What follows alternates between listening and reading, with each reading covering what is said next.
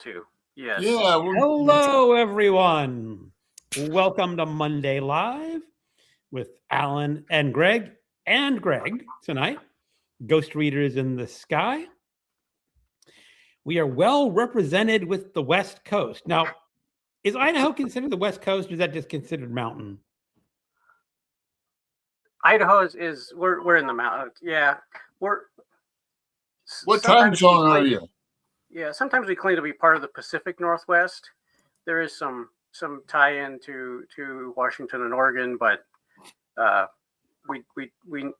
we're so far from the ocean that we don't really claim the coast. Right. But you're on Pacific Standard Time, right? No, I'm on Mountain. Mountain Time, yeah, like Arizona. All right. Yeah, he's an hour ahead of me, and so yeah. Oh, did I get, because Alan said you wanted to start at 3, so I thought you were. I guess the time's fine. We're here all here. This is right. I think I talked to Alan in Pacific time just so we didn't have to convert 6 different ways. Yeah. Yeah, Mountain Time, they never change. Yeah. Well, we'll see. I think we're going to get mostly a European crowd. We got some regulars, though. European. We've got Jess, Book Girl TV. Jess. And we've got Book Chat with Pat. Hello, Pat. Pat Snowden. Lee. Hello, Lee. Lee's not snowed. Lee's in California. I don't think she's snowed in. No, she's not. Gavin is here. I told you Europe would be showing up. Hey, I have a question for you, Greg. If you're like Italian in the kitchen and you're French in the bedroom, what are you in the bathroom? European. I have some other 3rd grade jokes. Let's bump it up to at least 8th grade. Hey, Nick. Hey, Mick. Mick's in England. Jolly old England. Yeah, people saying hi to each other. Man, I'm going to be out of coffee already. I'm going to be visiting Europe twice this year. In May, we're going to Ireland for, is it a week or 10 days? Something like that. Nice. Yeah, you're going to European a lot. Yep. And then we're taking a cruise. They call it a repositioning cruise, where their cruise ships are all in Europe. And then they're moving their cruise ships down to the Caribbean for the winter. And you just book a cruise and you get to cross the whole Atlantic. Oh. Yeah, that'll be a trip. I really want to just stand out on one of those decks and go, I'm in the middle of the Atlantic. Probably hundreds of miles from any land. You have to vlog it, yeah. Yeah. I'm the king of the world. Yeah. Lee says, do you tell what is the thing with the hats? What do you mean? What do you mean? Ghost Reader in the Sky always wears his hat. And always in his video. So Alan said, we both have cowboy hats. Yippee-ki-yay, but...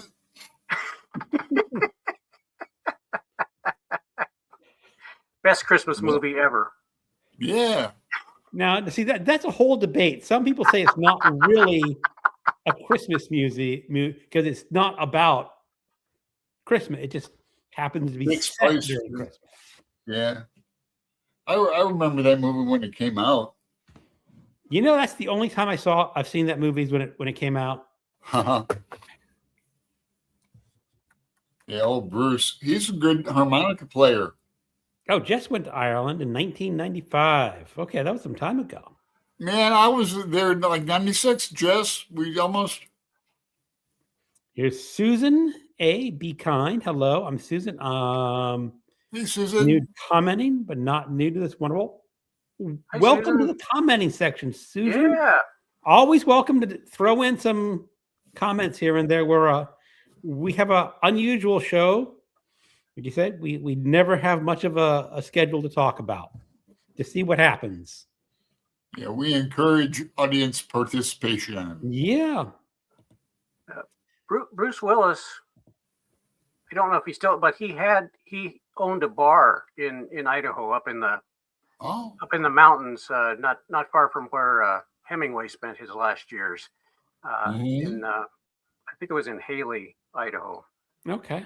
and which is the birthplace of Ezra Pound as well. But he had a bar there and would show up and play harmonica every once in a while and have a blues band going there. I don't know if he still has that or not, but he did for years. I don't know. He from what I know, he has some very serious health issues going on right now. Yeah. I think it's a severe form of dementia or something like that. Yeah. Yeah, I kind of pay attention to that because I like him. But yeah, so he's a hell of a harp player. Yeah. Mhm. You see, that would be kind of cool to have someone famous walk in. And yeah. And I don't know if this is a true story, but the story of a woman in a bar somewhere, and some guy was playing the piano, and it was like in the 70s, 80s, something like that. And she went to the maitre d', says, "Who does that man think he is playing the piano?" And the maitre d' says, "Oh, that's John Lennon." Oh. Yeah. I don't know if it's true, but wouldn't that be just a great thing to have been true? Yeah. Yes. Lennon was kind of a rudimental piano player, but yeah, that'd be really wild. I've got one Lennon book, Lennon in America. I think that like Playboy interviews or Lennon 1980. I was in high school and I was late because I was working that night. It was like a Monday night because Howard Cosell announced it on Monday Night Football, but I was working. I was a cook. And so got home late and slept in late. Like I must have been junior, senior high. That didn't care if we came to school on time. And then they told me as breaking class, first to second.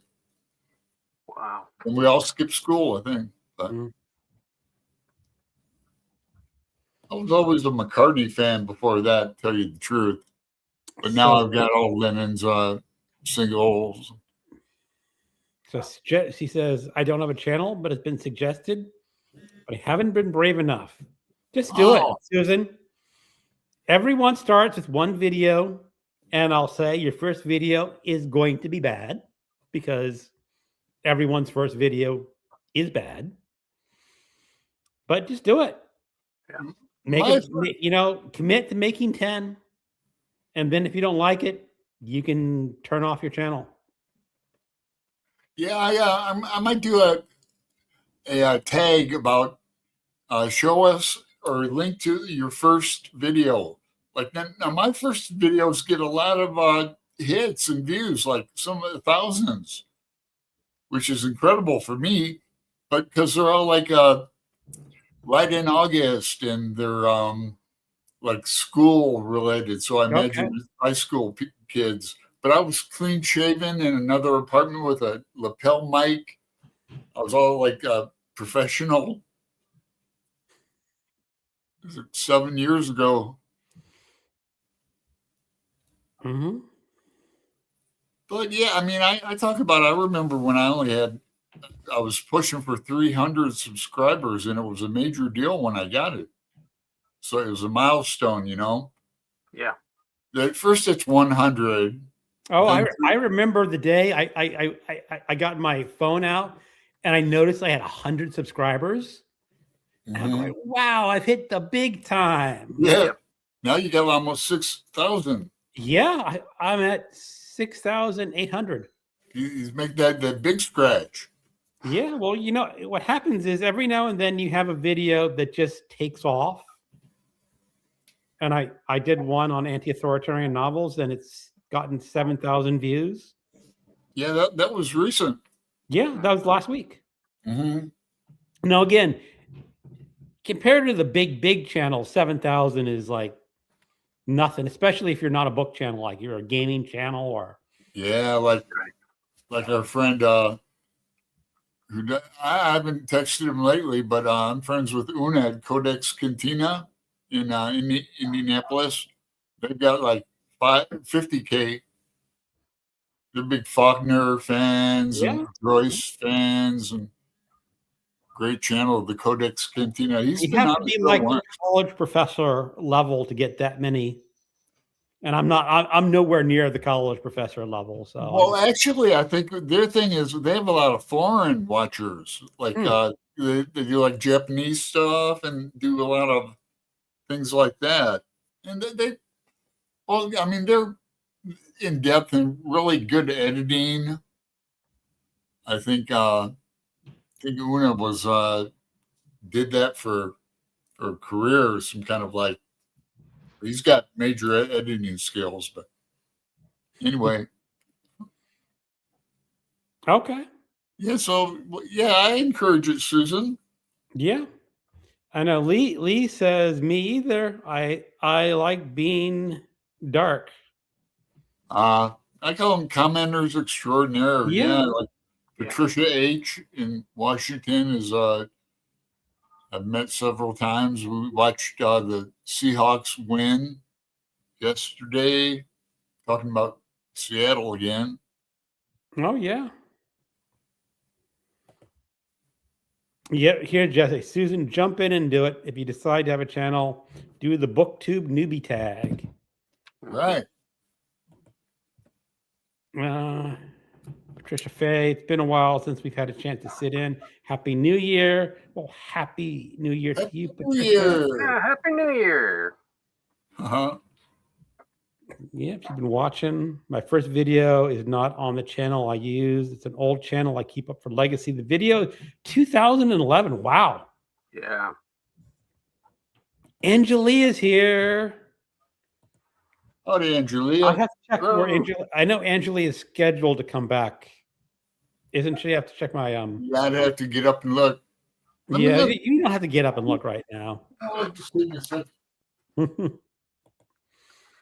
All right, so Greg, what's been up in the reading life for you? Yeah, I got a couple things going on right now. I'm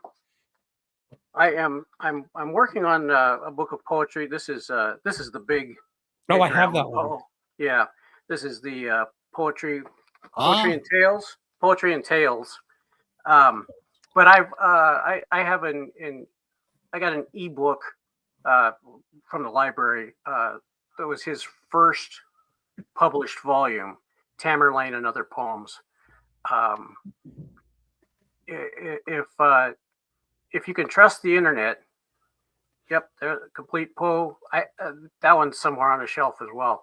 That the first book that of poetry that Edgar Allan Poe published, there were 50 copies printed.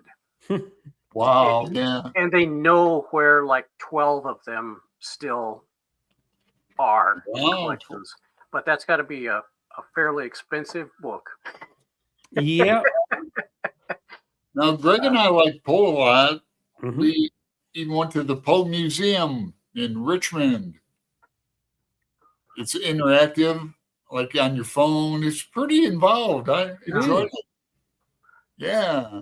Yeah. And then- So these are poems. I just been working through reading like one or two a day, and there's nothing. Well, I have a hard time if you going past. You got the Raven, and you got Annabelle Lee, and Conqueror Worm, and and then I'm done. Right. I like that. I know most of his. I've read a lot of his short stories, and I haven't read the novel, Gordon Pym. I'd love to read that sometime, but I just haven't gotten to it. Chris at Liminal Spaces did a video on Silence, a Fable, short story that I haven't read, but I have it marked here.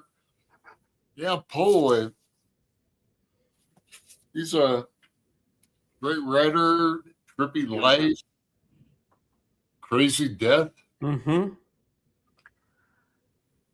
And then the other big thing I'm working on is I've got a Willa Cather project underway. So Oh, really? Okay. this is half of my Library of America volume. This is the early stories and novels, and then there's a second one called like later novels. I've read a lot of her short stories. This volume just has the collection, The Troll Garden, and I read some of those stories just in various collections, anthologies, and then I read Death Comes for the Archbishop last year, and that was the first novel of hers. Yeah, I've that I'd read that one. And I really liked that. And did a review, and I got contacted by the University of New Mexico Press because they have a new biography of Willa Cather that will be out in March.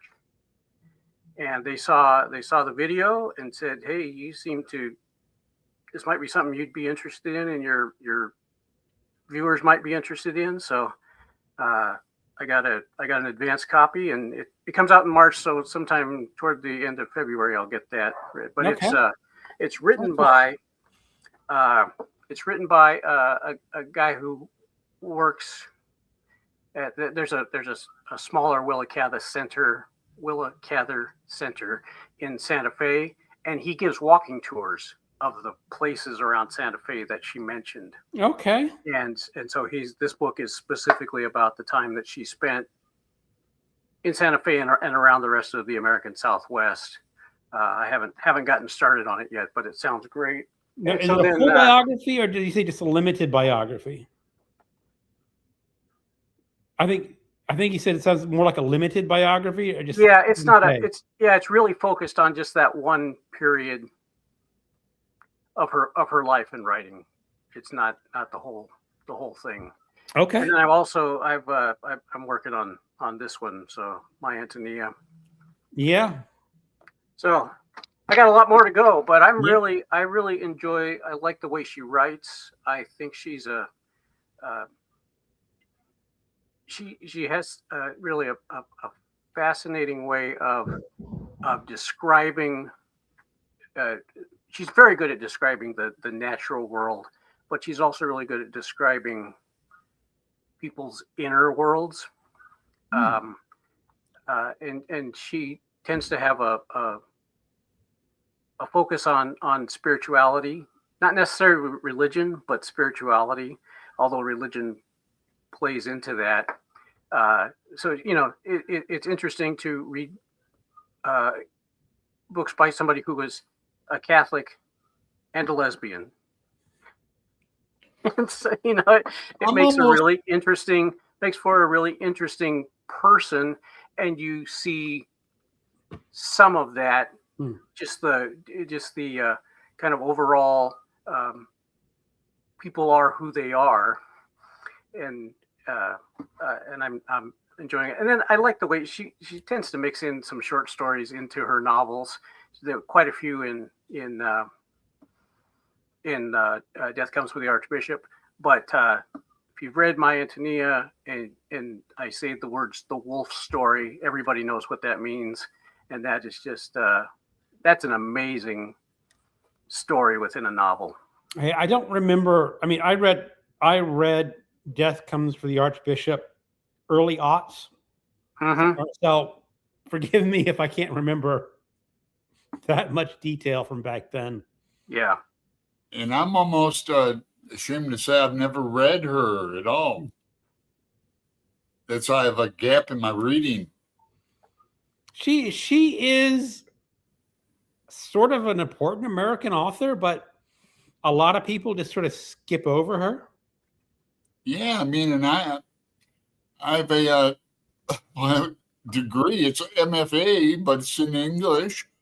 And then on theater, but I don't think Willa Cather did anything with the theater. Yeah. But no, she did do a novel that I like called Song of the Lark. Yeah. Which is all about opera. Santa Fe? No, it's about opera. I think it's mostly set in Chicago. If I'm not totally misremembering everything. But is she from Santa Fe? She spent a lot of her life, especially Oh. the end of her life, in Santa Fe. Yeah, All right, I like Santa Fe, and I like spirituality. yeah, she grew up in Nebraska near Red Hawk, which is out in the middle of nowhere.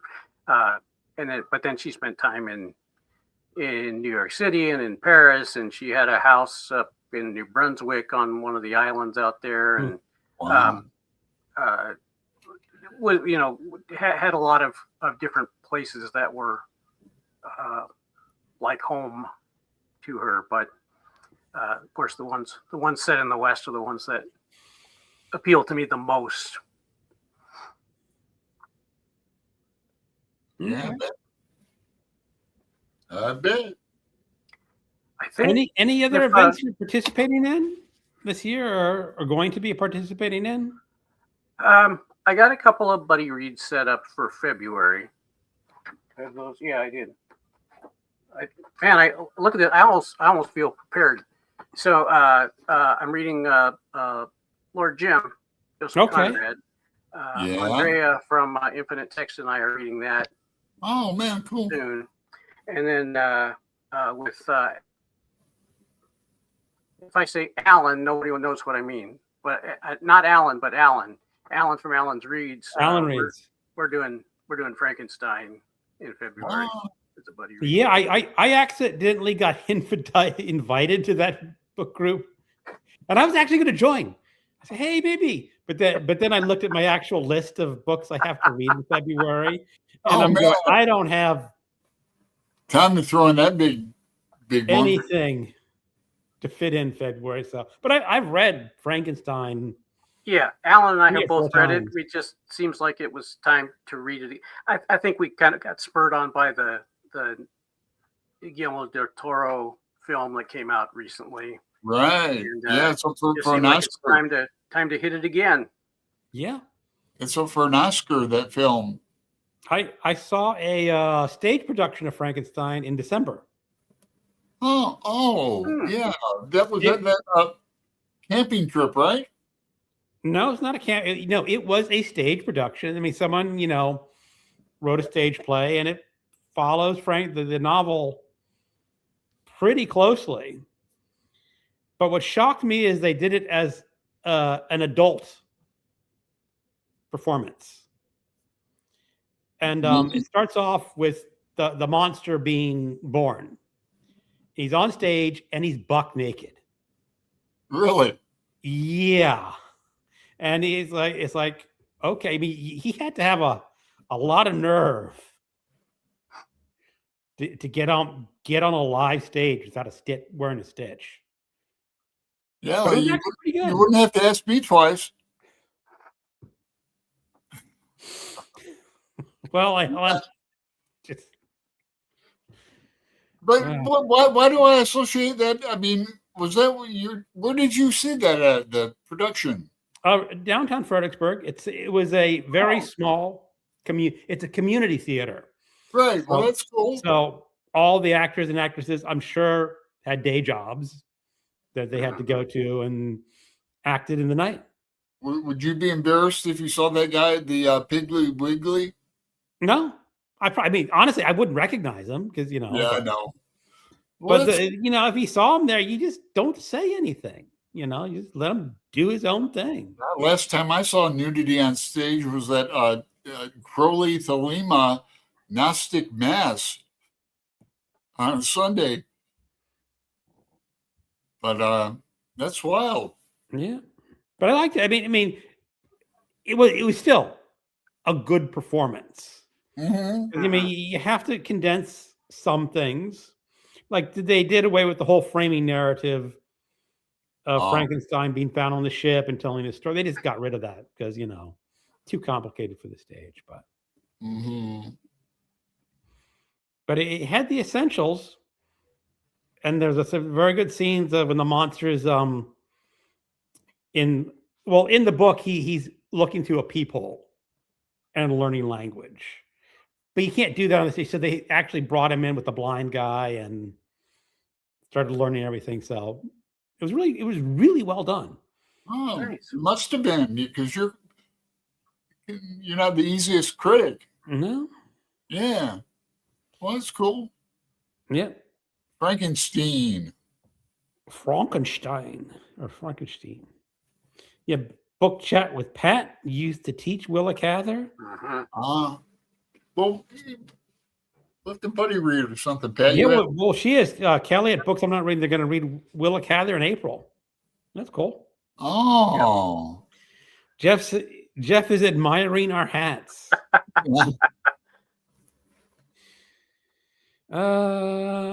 Angelia, the short story Paul's Case is one of my all-time favorite short stories. Yeah. I also really like My Antonia. Yeah, it's a funny story because I read My Antonia in 2016 for the first time. And this is not a huge spoiler, but it is about Norwegian immigrants. Is it Nebraska area back in Nebraska, 1860s, the 1850s?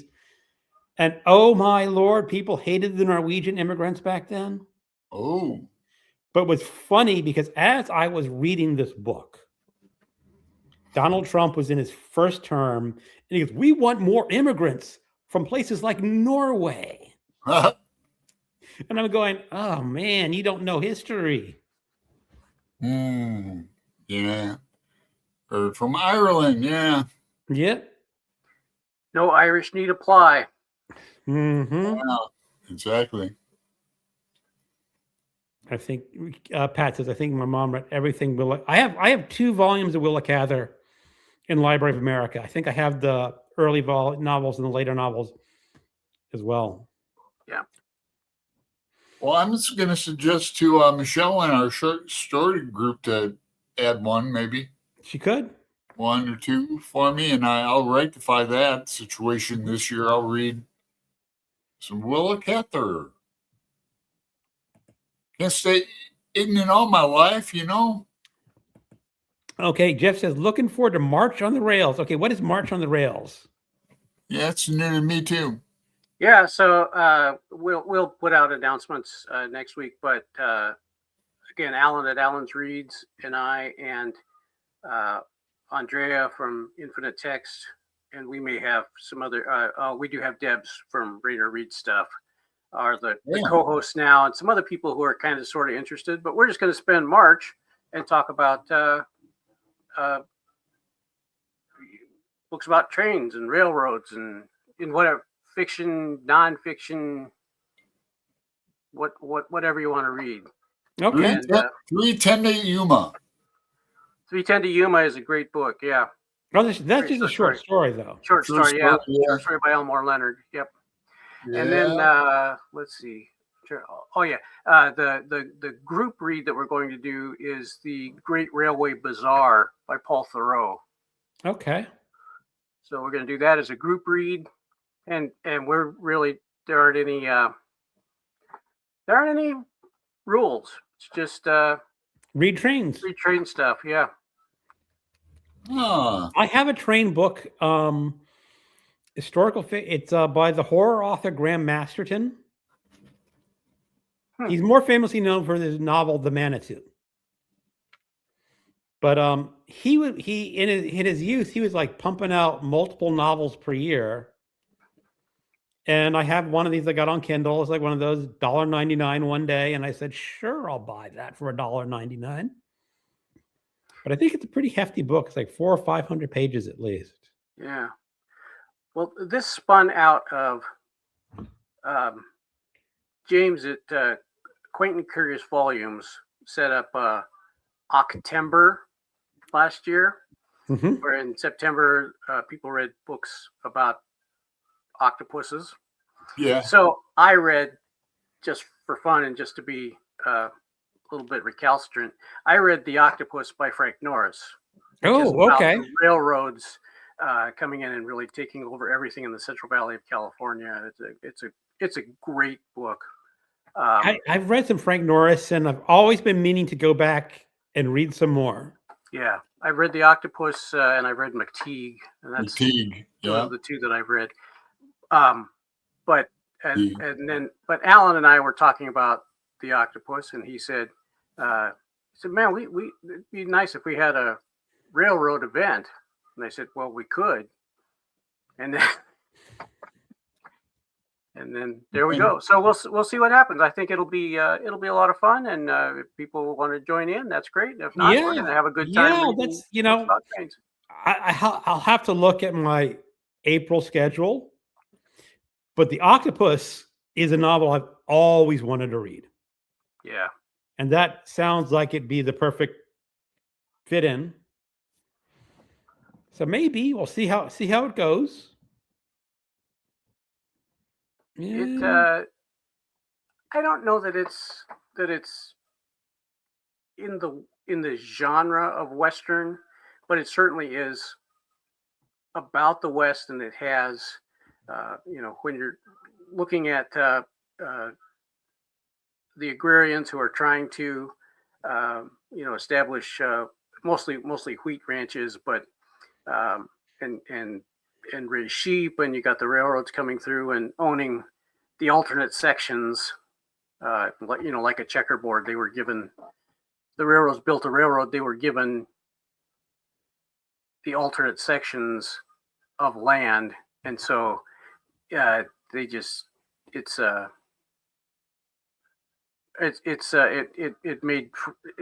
gave the railroads so much power. Thanks, Lincoln. But yeah, and we abandoned it in this country. I mean, like Europe, you can go anywhere on the rails. In the United States, not so much. Yeah, we had, for a while, we had Amtrak service here. I remember when I was really small, Union Pacific was still running passenger service. And that stopped in 72, 73, somewhere in there. But I remember riding Union Pacific. Yeah, we have one here in Portland, Amtrak. I love Amtrak. Mm-hmm. I've been to Reno and back through the Sierra Mountains and Sacramento. But, we had Amtrak here in Boise for a while, but somewhere in the 90s, they shut it all down again. So there is no passenger service. I think Portland is the nearest place you can go and get on a passenger train. Yeah, Phoenix doesn't have them either anymore. Tucson does, but. So let's say hello to MJ. Hi, hello. MJ. Hey, MJ. Well, I think many people read My Antonia first. It might be her most popular. Nicole is here. Hello, Nicole. MJ is saying, be sure to like the live and subscribe. Yes, please. All three of our channels. If you're not already subscribed. Let's see. People saying hi. People saying hi. I think that at both of myself. People saying hi. I finally stick around more than 5 minutes. Well, thank you. Is that attention deficit disorder or just really busy?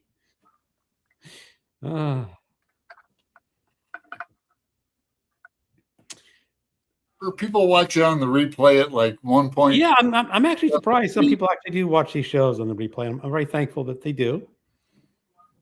Pat said, I'd love to have those 2 Willa Cather volumes in the Library of America. Yeah, I got the hardbacks in the sleeves at I'm pretty sure I got them at Half Price Books for like $10 each or some. Yeah, there is a used bookstore right near me, and they have some of the Library of Americas that are like $10 each. But you look at some of it's like nah. More Henry. I mean, I have tons of Henry James anyway, and it's like I don't need more Henry James. Mm-hmm. One is more than enough, I think. Well, I have at least 3 books of his novels and 2 of his short stories. And that's probably not everything, but still, that is a lot of Henry James. Because Henry James requires your attention to read it. Mm-hmm. Edward Abbey, who I just read The Monkey Ridge Gang not that long ago. And Edward Abbey said Henry James he said he wins the prize for being able to use the most words to express the fewest ideas. Yep. And then there's one story, I don't know the novel, but there's a novel where there's a man and a woman having a conversation in a room. That would be a portrait of a lady. No, well, what happens is they say the man and the woman are having a sexual affair. He never mentions it, but he does mention they're both sitting down in the room together. And that would mean to the astute reader that they're having an affair. And for someone like me, I would not pick up on something that subtle. What year is this? 1742? No, this would have been early 20th century, maybe late 19th century. Yeah. Oh, Somewhere man. around there. But there were so many rules of etiquette back then Yeah. that you would need someone putting it in the footnotes to tell you what's going on. Yeah. Yes. Henry James, his brother was William James, the early psychologist. Yes. Who wrote a lot. Varieties of And we had a professor in college when my wife and I were undergraduates, who used to refer to William James as the writer in the family. Yeah, he wrote varieties of religious. Yeah, I've always been meaning to read that, and it's always on my to-do list. Mm-hmm. Yeah, I looked at they're not expensive on Amazon for a copy of it. Well, the thing is, all this is now public domain. Oh, So Yeah. unless you want a nice physical copy, read it you free. just go down and purchase like the collected works of Henry James for 99 cents. Now, Greg, do you read ebooks at all? Or are you just a physical print guy? I'm doing a lot of ebooks these days. My eyesight is really poor right now. I'm having cataract surgery in a couple of weeks, and I'm doing one eye in a couple of weeks and the other eye 2 weeks later.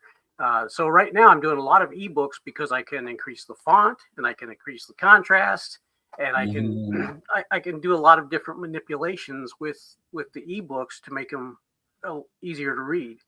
And I'm just borrowing from the library through Libby, and that is working really well for me. So I'm Cool.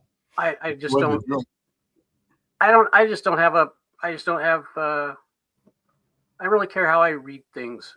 There's some things that I've really enjoyed the audiobook of, and there's some that I've listened to the audio and it was not well read and I didn't enjoy it, and I went back to print or an ebook.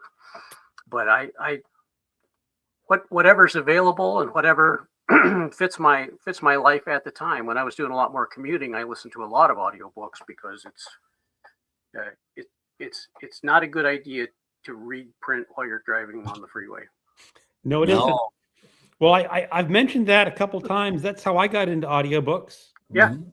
I got a job that the commute was hour, 15 minutes, hour and a half each way. And I'm going to say it, the radio is not going to cut it if you're in your car that long every week. I can still hear you guys. So that's how I really got into audiobooks. Yeah. And I did a lot of. I was reading when I started, and I was probably in my 30s, maybe probably in my 20s when I had my first big commute, and I would get. I really enjoyed reading the detective series. So like I did all the Tony Hillerman on audio. Okay. So all of his Navajo. Right. My I dad read, loves me. Ian Rankin. I did the Travis McGee books by John D. McDonald. Just a lot of different. But I was kind of in a plow into the series, and I started with the cassettes. I started with cassettes too. Old John D. McDonald cassette. Wow. I was 1997 is when I started with the cassettes. Yep. It would have been, yep. Probably a little earlier for me, but not tons earlier. Mid 90s. Yep. And I was just very fortunate where I lived. They had we lived near Washington, D.C., and they had a very good cassette library.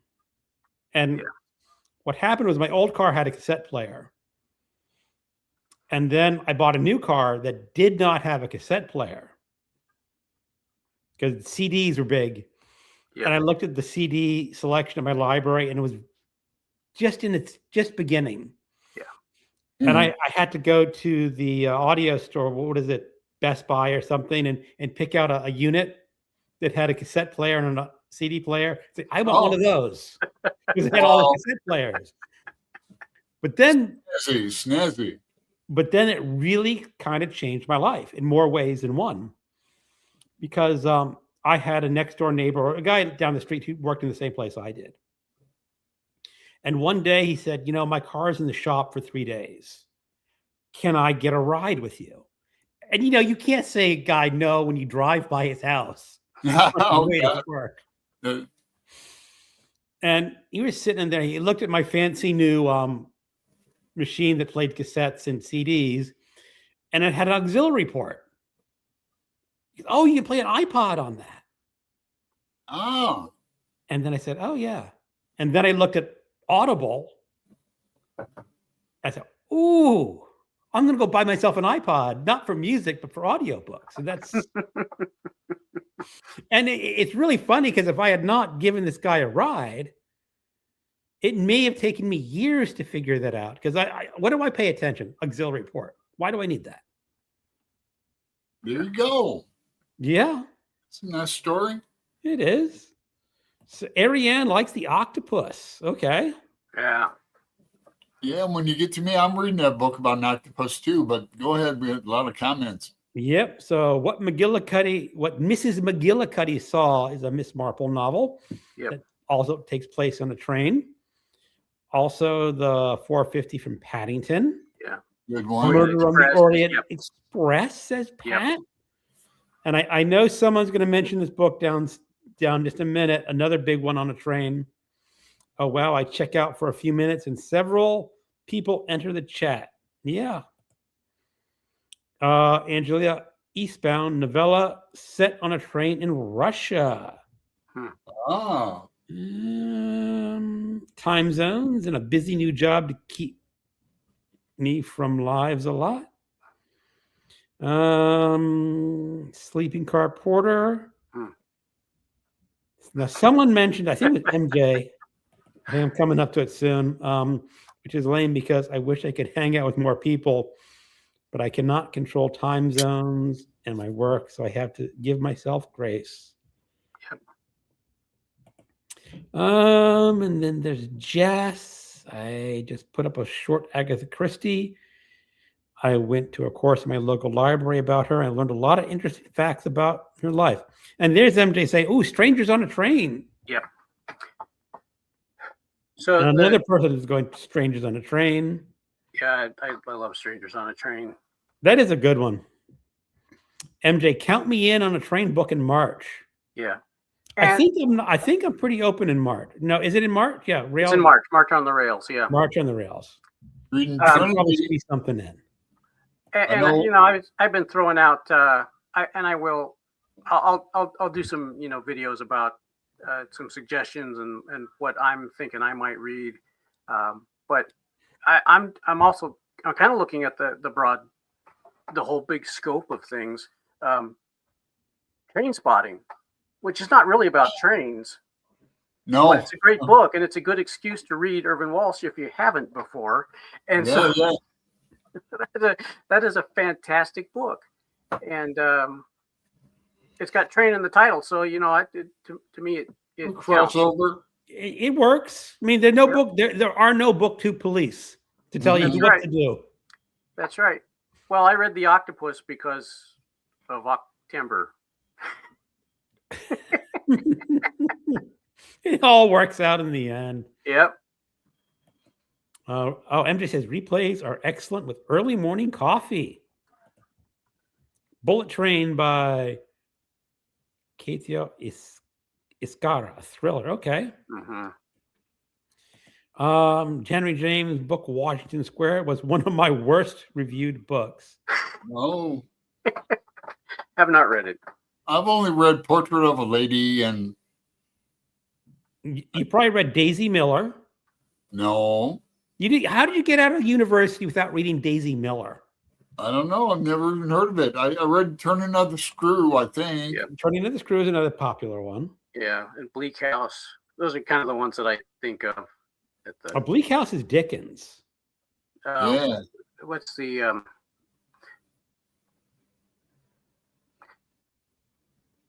Henry the James. TV show that we'll did have The someone Haunting of answer Hill this House, after. The Fall of the House of Usher, and the second series was Henry James, and it was based on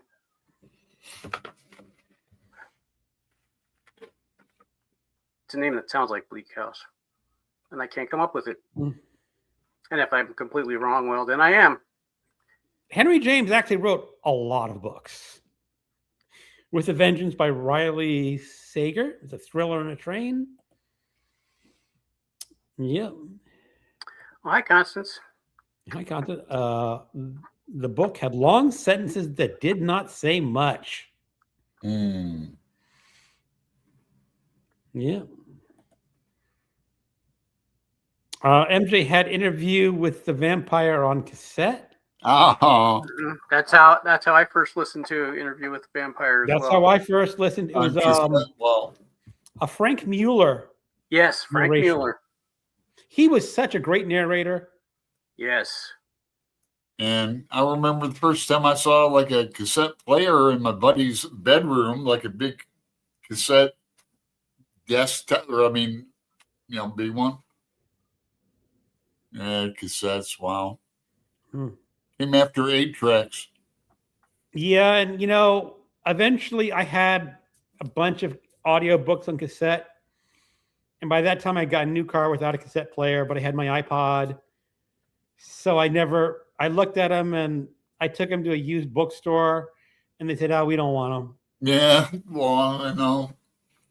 Yeah, just Well, I had a lot of videotapes too that I just. Well, they had these ones that were both sides of the tape were used for different tracks.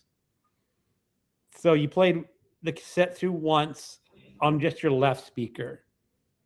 And then you flipped over to just your right speaker. Huh. And that way you could get the books a lot cheaper because you only had half as many cassettes that you needed. And that's what the bookstore person says. No, people just always return them and say they're broken. Yeah, that is old school, man alive. 80s. Yeah, if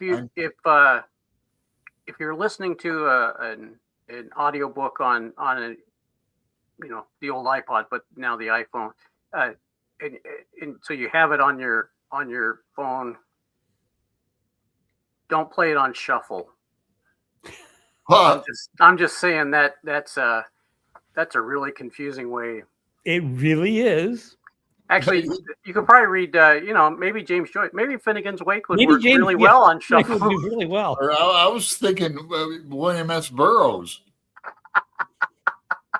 I have an William album Breslin, by it doesn't him. make sense anyway, so why not?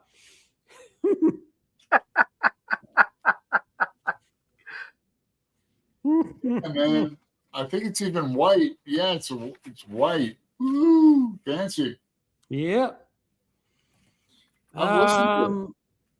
About a quarter of the way through the Illuminati trilogy. Yeah. Yeah, we all just showing up our Illuminati trilogies. There we go. Yeah. Well, I got something you don't. I have this Illuminati, Mask of the Illuminati. Oh, yeah, the sequel, huh? The sequel. Yeah, I think I'm going to buy you, unless you can get it real cheap on Kindle. My friend Eric Weber wrote a book on Raw. Wilson used to come to our Finnegan's Wake group in Tempe. And so he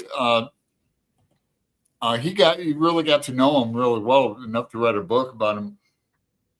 So I'll get that to you before we read this, or maybe that's on Audible. But I went through this with Harrigan, so it'll be my third read. Yeah, a lot of cool stuff in it. Yep. All right. So let's get through the comments real quick. The Wheel Spins by Ethel Lena White is a novel that Hitchcock's The Lady Vanishes was based on. I did not know that. Oh, I'll have to look up, see if that's public domain. The Station Agent is a great train movie. Thoreau's The Old Pentagon Express is also great. That's what you're doing as your group read, isn't it? We're doing no, we're doing that his first one. Okay. Bizarre. What's it called? I don't remember. We're doing, but yeah, same author, but we're doing his first train book through. I think it's mostly through India and that part of the world. wow. I like India. I haven't read it. Alan raves about it. So Okay. Constance enjoyed Portrait of a Lady until the end. I can't remember it. And Jess I'm reading Sushi and Sea Lions by Rachel Corsini. It's a romantic comedy. Okay.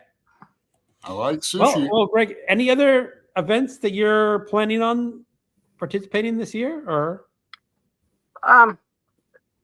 My plans are fairly. I am doing a buddy read with Debs from Rainer Reed Stuff. I have committed to reading The Count of Monte Cristo. Ooh.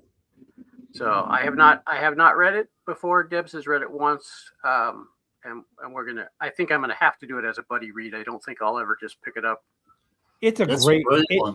It's 1,400 pages. Yep. But it's a great story. It's a great story. I read it in the joint. I did. I'll never forget it. Yep. And then I'm doing another buddy read in. I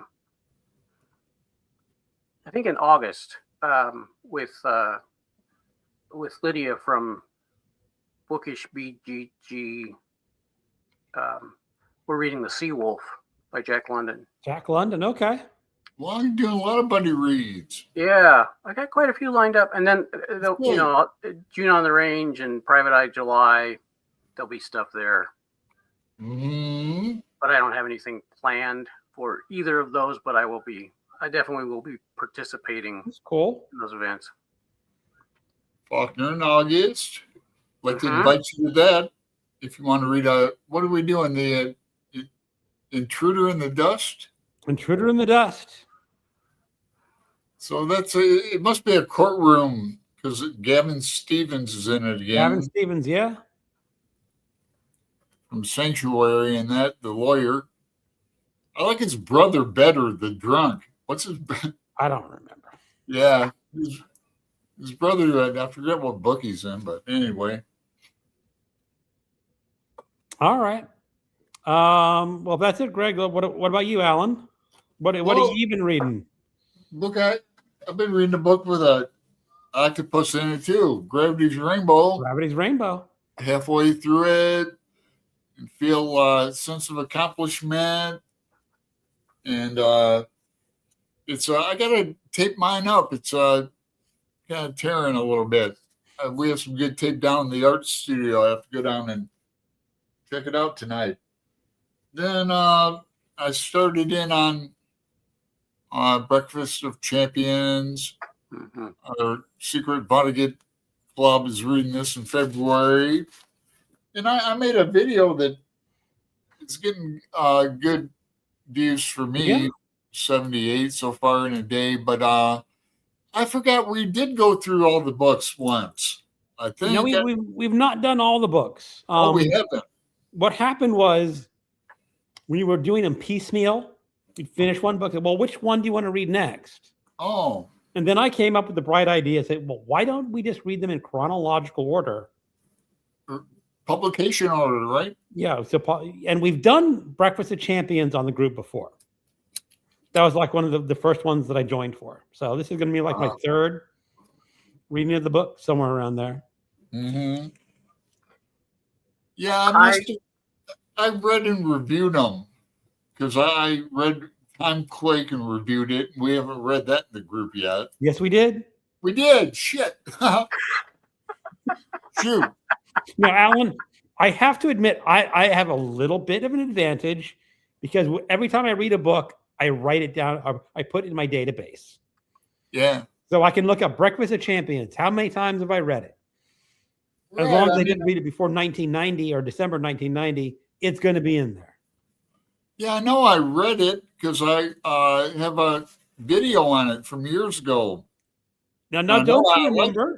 There is a story that he wrote the book, finished it,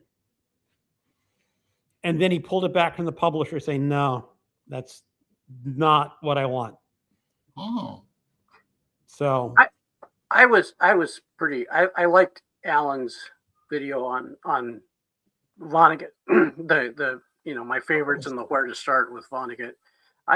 Those kinds of things I appreciate them because I am probably not going to read all of Vonnegut, and so but where do you start? And so when Alan says, well, Breakfast of Champions is my favorite, and then I really like Cat's Cradle, and that's I find that really useful. Yeah.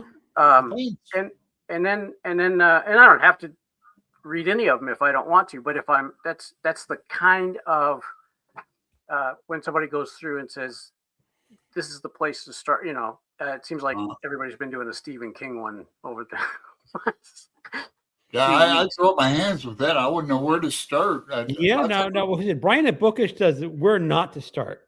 Yeah. These are the bad books by the author, and I'm going to have to say that Vonnegut wrote some less than perfect books in his lifetime.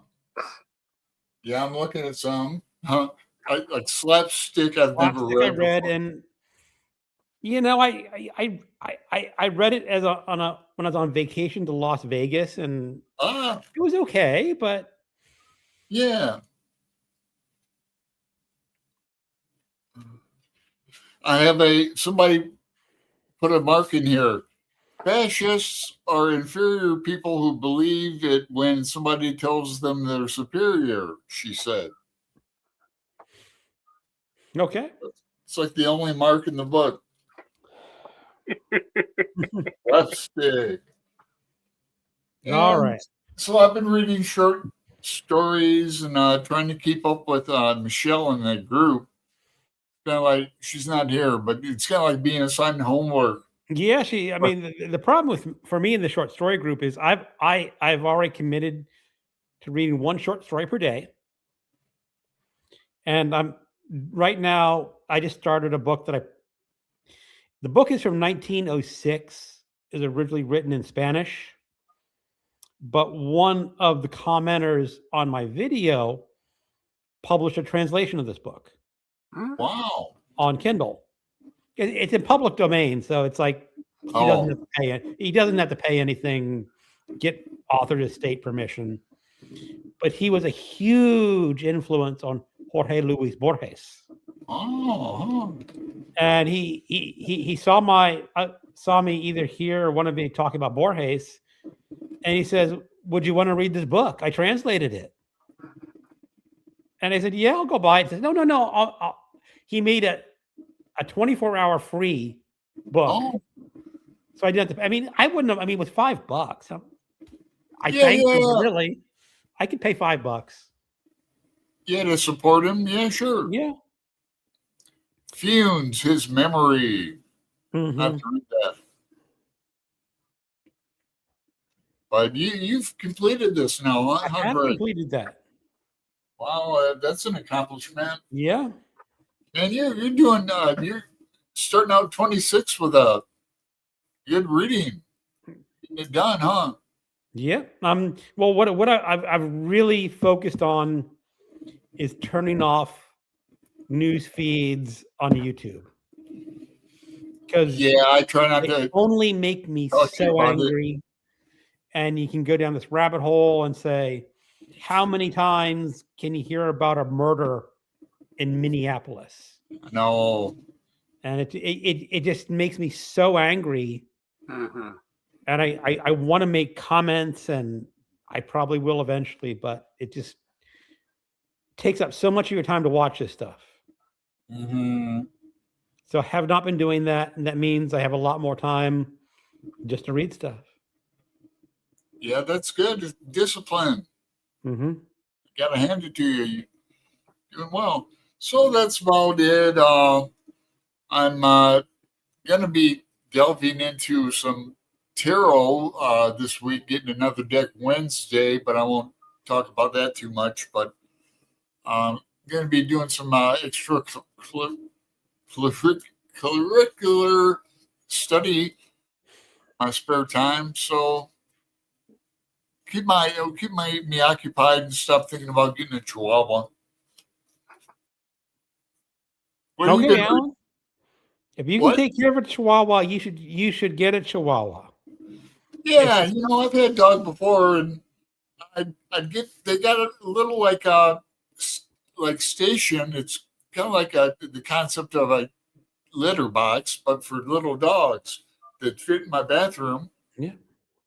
So not that he'd use it all the time, but Well, Alan, if you have a little dog, you've got to go out for a walk at least 3 times per day. yeah, I mean, you I'll can't check him stay. You out. mean you have to do it, I got rain or pockets. shine. I got pockets in my leather jacket that fit right in there. And I babysat a Chihuahua for like 8 months one year up here in Portland. A female, Bella. And go to the shelter. Find a Chihuahua that's a. I will, but I can't even afford like they want $500 adoption fees or even a Really? little dog, a terrier, something really small. I remember when I went to my local shelter, we're going to adopt a cat. They say $75. I Comes can with do all that. the shots, all spayed and neuter. Oh, by the way, you want 2? We'll give you a BOGO. Yeah. I can afford like 75, 100 adoption fee and but I haven't really just kind of looked at it a little bit. And one was $500 fee. Mm. I don't But, know. that makes sense. They want to make sure that, the animals Well, get home. I think that some places have problems with people adopting pets Right. for reasons that they should not be. I think Oh. it's a big problem with cats Hmm. is that there are some dog fighting organizations Wow. that think, oh yeah, we'll adopt your cat, no problem, and then they use it to Yeah. and Nefarious. I've heard that when people are offering free to a good home, they actually say that's really not Yeah. a good idea because that encourages people who have bad intent. Sure. Yeah. So I don't know. I mean, every area is different. So I got lucky with my Schnauzer back in the early 90s and that. It was, I got it through I got it on a list and then it came up because, Schnauzers don't come around every day. It was KIC or the Kennel Club. What's it? AKC. Yeah. And it only cost $50. And then I even stayed in touch with the previous, owner for a while. They kept track of him. okay. So, Say hi to Leslie. Leslie. hey, Leslie. Lee's reading The Expert Systems Champion by Adrian Tchaikovsky, my favorite living science fiction author. Yeah. read some big books. Mm-hmm. Oh, here's from Libro, Julian Barnes and Ian McCowan. Conversation on YouTube discussing Barnes' final book. Yeah. Archers. Barnes has blood. Oh, no. Treatable, but he says this was his last book. Great literary generation. Yeah. Yeah. I saw that. I saw that interview. That was. I did not know that he had blood cancer. I did not until this week. There's one book that he wrote. I've read a couple times that I really like. Oh, the name's good. It's a short book, like under 200 pages. Really more of a novella. It's going to come to me. All right, it's going to hit me in a minute, but it's a really good one. We got a copy of Berserk.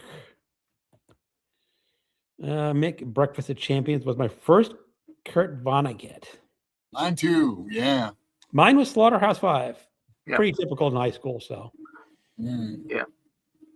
Read that, and then soon after read the short story Harrison Bergeron. Oh yeah. One of my favorite short stories of ever. Mm-hmm. He does really well with some really short stories. Mm-hmm. Now, I'm gonna use a swear word. I know that YouTube doesn't like it, but in the science fiction anthology, Again, Dangerous Visions, edited by Harlan Ellison, Kurt Vonnegut wrote a story called The Big Space Fuck. And he says, I think this is the first time that a short story has ever been published with a swear word in the title. It's called what? The Big Space Fuck. Oh.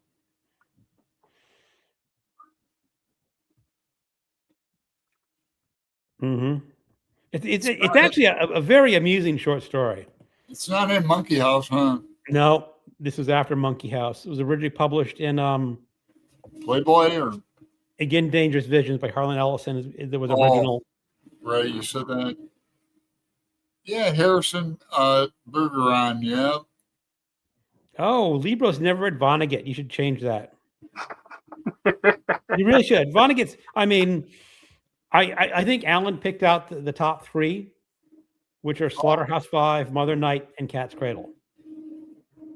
Those are really his must-read. Now, again, I think like Alan, I kind of like Sirens of Titan for some bizarre reason, even though in the technical it's really not technically a great book, but I like it. Right. I like Bluebeard. I've only read Bluebeard once, and it was like, okay. I like the ending. I didn't see coming. Then I feel foolish for not seeing it coming. But I'll look forward to rereading that, Bluebeard. Oh, yeah. I have most of them up here. Yeah. Here's a question from Nightshade. Where do you stand on Kafka's dying wish that his unpublished work be burned, yet Max Brod disobeyed? I think Max Brod did the right thing. Yeah. I mean, part of Kafka's problem was he was never confident in what he wrote. And Max Brod says, look, this stuff is really good. I cannot burn it, even though technically a lot of his best work is unfinished. Kafka.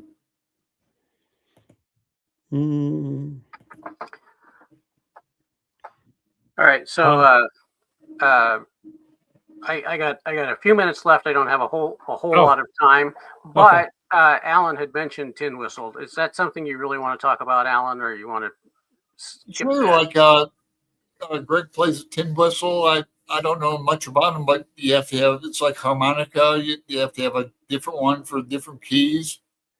So do you have 12 of them? No, I only have I have two, but that takes care of most of the keys that I play in. So okay. So I have these. So this is D. This is C. but because of the way the music scales work, I use my G for, or I use my D for both G and A as well as D, and then I use the C for D minor. No, Can there's you some. play in different It's, positions? Yeah. What's yeah, that? yeah. Yeah.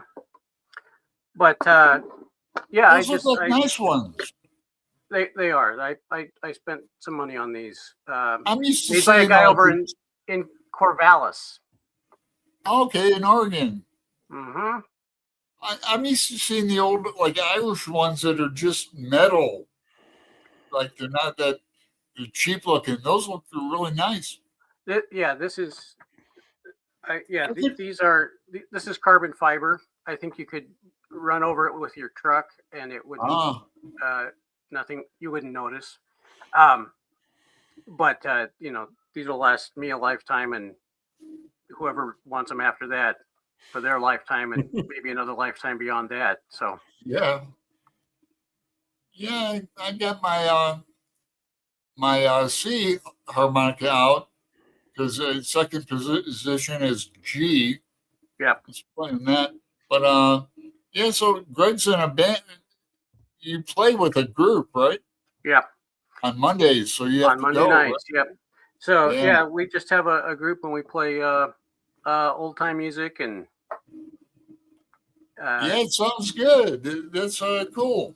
That's in your neighborhood or community center. Or? It's a little bit of a drive for me because it's in downtown Boise, and I live out in the country a bit, so it's a I don't know 35-40 minute drive in, which isn't that's not horrible.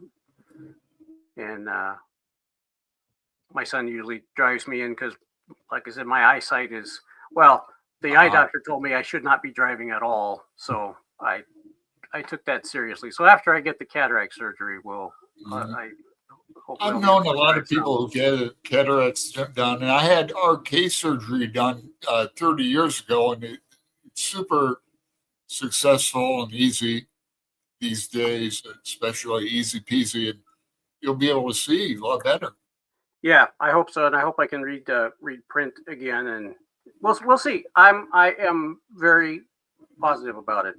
Yeah. I mean, it sounds like pretty routine surgery for what it is. Yeah. She said it's like a 10-minute surgery. The eye doctor. Okay. I think they do them in multiple people. Like you'll be under there, and then they'll just switch you like a circle. You'll have to tell us about it. Tell me about it. Yeah. Yeah. All right. You want a little tune? Yeah.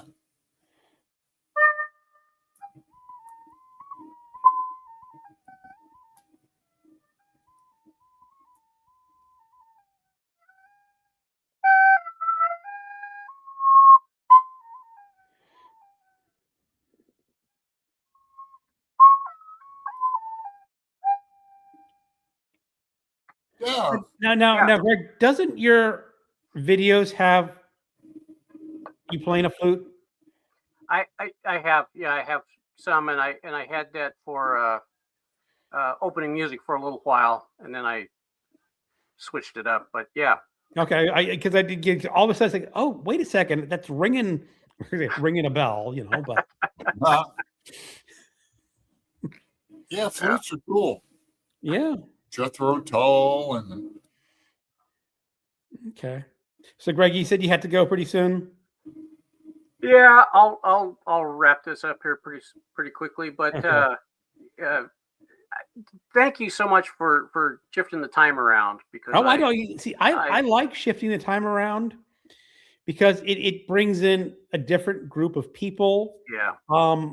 Normally when it's 8, I get off and I'm tired and I don't have the energy to read something, so I start putzing around. So now it's only what is it? 7:15, something like that. Not even 7:15. Or is it? Yeah, 7:15. So now I can go up and rest of my evenings available. So I like switching it up. I don't like having it all the same time. Yeah, variety. Spice of life. Well, okay, yeah, Greg, thanks Greg, for showing up again. I mean, this is your second or third time on our show. Second, yeah, Second, okay. yeah. This has been really enjoyable. It is. I mean, as I said, this is my pub night. This Oh, is, yeah, you this asked is this about- is where if we lived together, we'd be in the pub. you asked about Talking and Angelia. drinking. You asked about Angelia earlier. She's going to be on 2/9. 2/9. Okay. Yeah, so schedule. She's Oh. she's got a joint podcast going once a month now with Oh Yeah, yeah, with Pat and Debs. and Rainer Reed stuff. Mhm. Yeah, So wow. women of words. Yeah. Mhm. That was good. I mean, Wow. I've only seen one of them. It was a good show. I think Yeah, you've they've seen all only of them. done one. Yeah. So next week we have on a special guest. Do you know who? Wait a second. Is that the second? Yeah. Yeah, I think I know this person coming on the second. Yeah, it's Greg's better half, Chris. My wife's coming on. Yeah, you believe that? Nice. Yeah. Do you know what she wants to talk about? Nope. I don't need that. Of course, I don't. He volunteered, and I said, "Sure, yeah, I'll have you on my show." Does she That's still have your channel? No, she No? had a BookTube channel, bought early retirement, and as she mentioned, I'm sure you know this feeling is like you're supposed to make a video, but you really don't feel like making a video, and Yeah. sometimes you make it, and sometimes you don't, and you feel bad about not making it. Or as I did on Friday, I said I made a video, and it's editing the video. This video stinks. Oh, And I just said, nope, not putting out a video for Monday because it oh, wasn't any good. huh. But that's happened to my wife. She says, I can't do it. I'm gonna take off. Thank All you right. so much. This has been great. I It really has been great. thoroughly enjoyed this. Thank you. All right. All right, Greg. Bye, Greg. All right. I'm not going to stay much longer because Sure. my voice usually kicks out at hour and 30 minutes anyway. So, What kind of beer were you drinking? oh, it was just a local IPA. Local? They have a local. Yeah, we have a number of local breweries out here, and Cool. I usually prefer the local. I mean, I'm not saying our local beers are better than any other beer. It's just like I'm supporting my local clientele and Sure. brewers that I could walk down the street with. Hell yeah. That's Mhm. that's really cool, man. Yep. All right, everyone in the chat room. Calling a little bit early. I'm not before I do, I'll look to the chat room just real quick. Just people saying bye, hello, any big questions? And yeah, Jess, I will Yep. hit a shelter if I get a Yeah, dog. well, yeah, I think with Jess Book Girl TV said definitely if you want a Chihuahua, check out your shelters. For sure, yeah. Yep, because you got a dog living in a cage and would probably. I mean, your apartment's not big, but you know something, the dog would adore you. Wouldn't Yeah. mind. And I certainly have the time for it. Then do it. Take a look. Yeah, I think I will. And I'll also you just point out that these are what my finances are, and saying because you have to make sure you can afford dog food, afford yeah. vet bills, and Yeah. We've got a food veterinary. bags and all that kind of fun stuff. We got a big vet hospital in my neighborhood and Yeah. a grooming and boarding thing within spitting distance. Huh. Yep. Really dog friendly neighborhood. Yeah. Well, that'd be great. Okay, everyone. Have a great night, and we'll see you next week. Bye. Yeah, bye.